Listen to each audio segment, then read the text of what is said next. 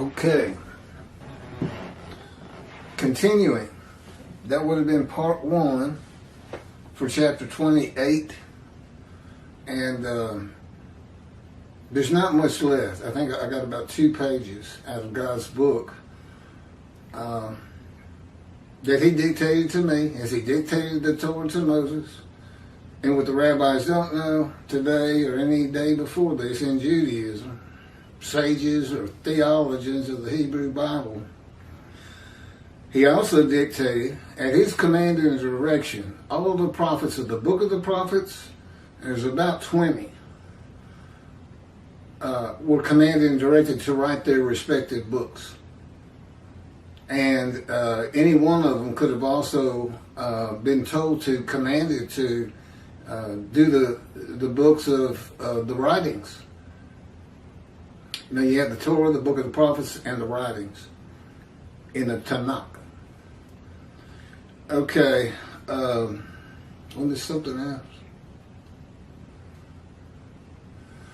Well, there's a whole lot of more information, discussion on part 1. And I'm not going to go back through all of it. I'm going to pick up where I was cut off. My memory card shuts down at 30 minutes.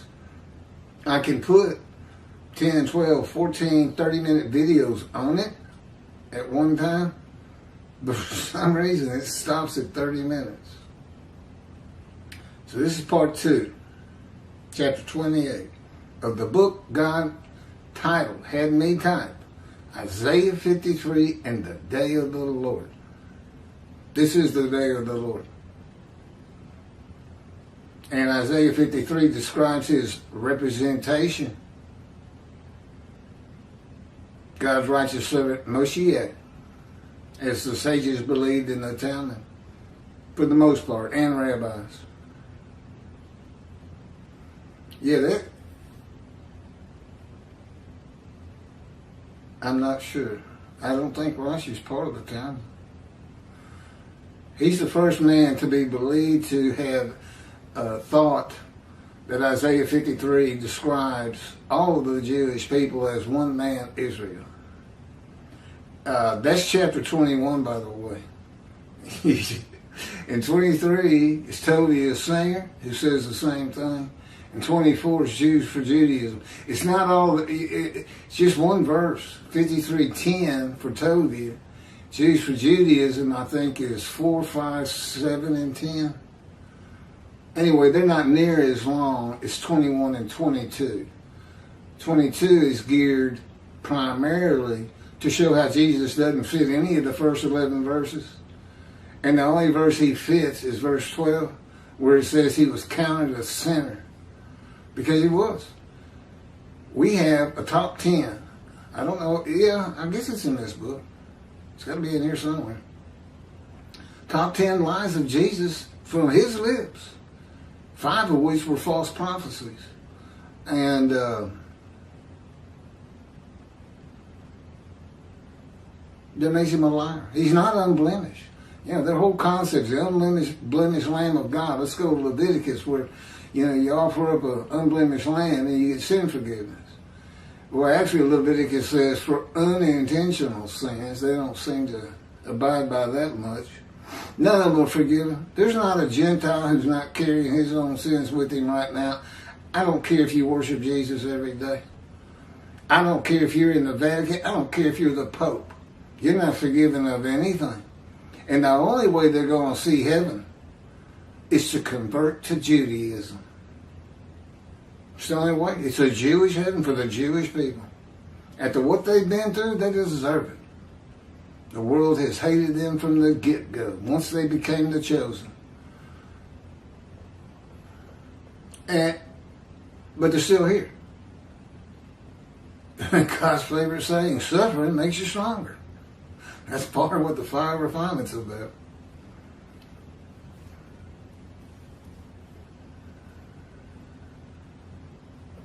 Wait a minute, that's not where I was. Hold on just a second.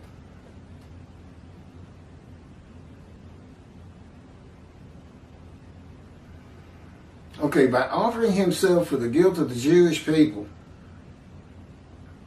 God's righteous servant which is basically an offer to go through the fire of refinement, become the righteous servant, and remove the guilt of the many made righteous. Get them to be righteous and they won't feel guilty about not following God's laws.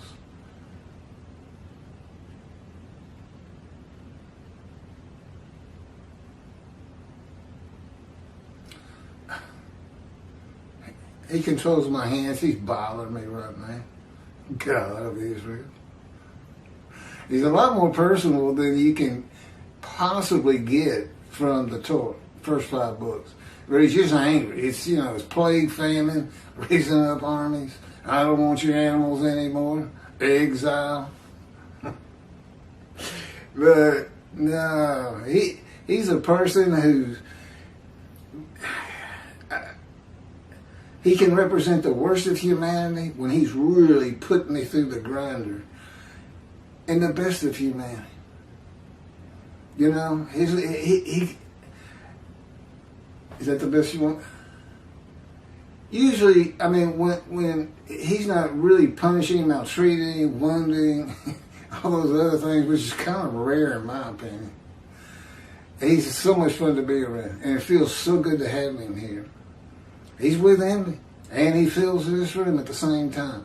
If I'm sitting in a room giving a speech, if I'm standing giving a speech to people in that room, his presence is going to be in there, along with the presence of the angel of his presence. Will surround everybody in there, head to toe. The difference with me, they flow through me. It doesn't just surround me, it goes through me. I'm literally part of the Shekinah. God's presence, along with the angel of his presence, is what the Shekinah is. And that's what enters the temple. You know how we're going to know God's in his temple? I'm going to walk through the doors.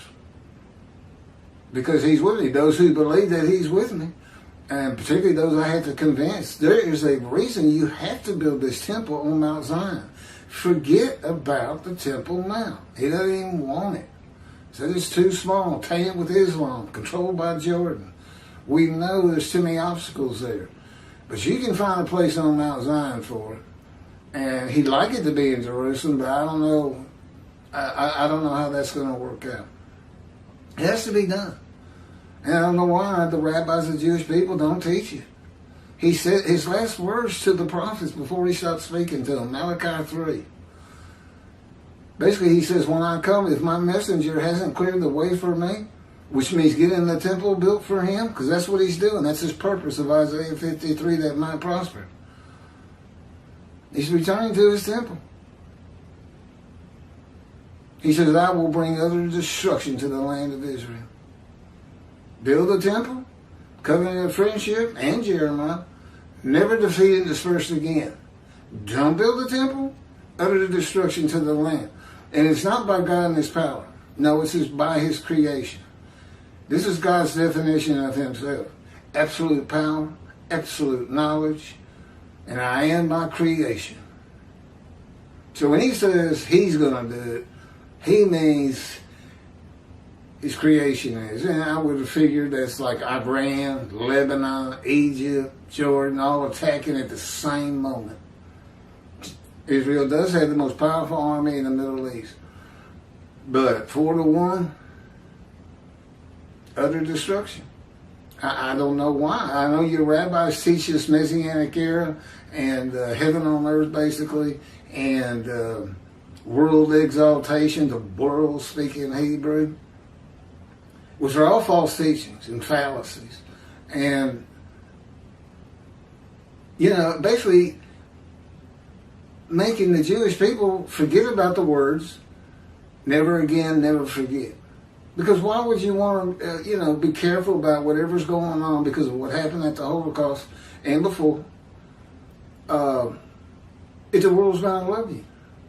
They're just, what they're doing? They're just preaching, teaching what they know their flock wants to hear so that the donations will be bigger and better. Then telling them, well, when Moshiach comes, we're all going to be reckoned with in this mess. Because the flock's not going to want to give a lot of money to people who make God angry. Oh, and he is angry, and there's nobody that comes close to Tovia Singer and Jews for Judaism. Mainly because of how many followers they're deceiving with this, and how it's hindered God. We can't get a word in edgewise out there with the Jewish people, for the most part.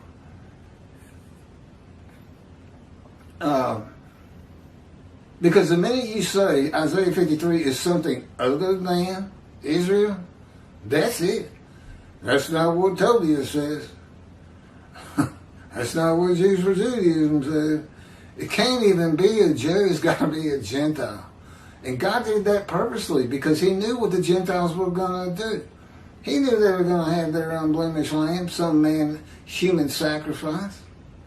May not have had the names, but he knew what they were going to do. 53 is partly written for that purpose. He knew. Well, anyway, that's in another. I don't want to get into all that. Let me finish this up. Just as Ezekiel was bitter and his spirit in fury, while he was in the hand of God, and the Spirit had stepped into him, the Spirit of God alights upon the descendant of King David in Isaiah chapter 11, verse 1, who is God's righteous servant. He will also be bitter, that's me, I have been, and angry, and my spirit in fury, in the hand of God. It's the fire refinement. The Spirit that steps into Ezekiel and the Spirit of God that alights upon God's righteous servant is the Holy Spirit, who is the angel of God's presence.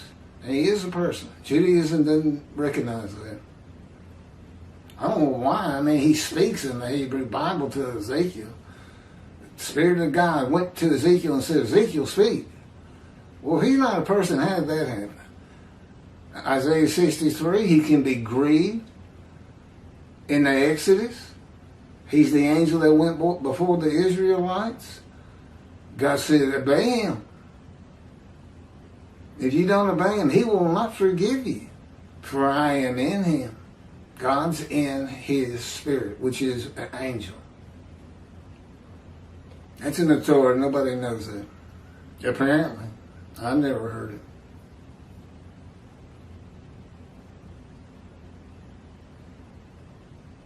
Ezekiel is going through the same fire refinement. This is the last paragraph. In the hand of God, that God's righteous servant goes through, though he was not asked to offer himself for guilt. And he didn't make a covenant with God as I did. I'll go through your fire refinement if you give me long life. Because I fulfill Isaiah 53:10. God chose to crush him with disease, that he would offer himself for guilt and might receive long life and see his children. Covenant is, you give me long life, I'll go through your fire refinement, become the righteous servant, and remove the guilt of the witnesses by making them, the many, they're the many, first 6 verses in quotes, righteous. And I got a good head start because I've got a covenant that forgives all their sins, so they're going to have a clean slate. And I just need to keep them righteous. I need to get them back to synagogue and in the Hebrew Bible. And Ezekiel wasn't crushed with disease.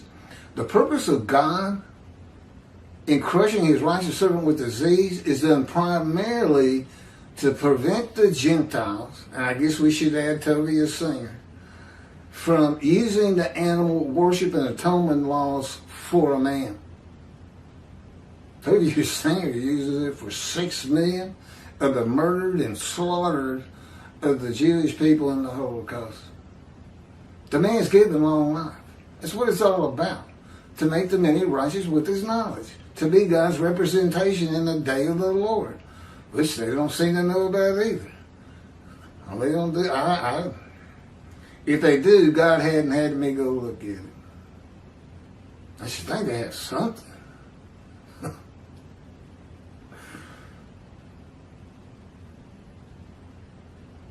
You cannot offer blemished animals, and these laws were never intended for human sacrifice, for humans. This is an animal sacrificial and atonement and worship laws. So anyway, so God crushes me with stage 4 lung cancer. He did crush my life. As I said, the fulfillment of 53:10. And they told me, the doctors, this was after surviving colon cancer, with an 8-inch tumor in my colon that had burst through. I was on my deathbed when we finally got to a doctor who could tell me what was going on with the colonoscopy. And they cut it out. And I had to take colon chemo for 6 or so months. But then afterwards, they wanted to run more tests and discovered the lung cancer. And they showed me the pictures. White spots all over my lungs. And they said it's untreatable. I've never had a doctor tell me that. And I said, what do you mean it's untreatable? And they said, look, you're going to die in about a month. There's nothing that can be done. And that was when the planes hit New York 22 years ago, and I haven't seen a doctor since. Except for recently. God had me go in for a checkup. I wasn't sick or anything. Primarily to get x-rays of my lungs. Guess what? No spots. And cancer doesn't go away. Cancer grows. Clean as whistle. I never really felt the lung cancer. And God says that He basically afflicted me with it. And then the doctors found it, took the x-rays, and then He removed it right away. I went on to become a triathlete after that. I was in my 40s, 43 to 45, I think, running half Ironman distances. No one with stage 4 lung cancer can do such a thing. Next chapter 29, trying to get through 30 today. 29, God's purpose which might prosper.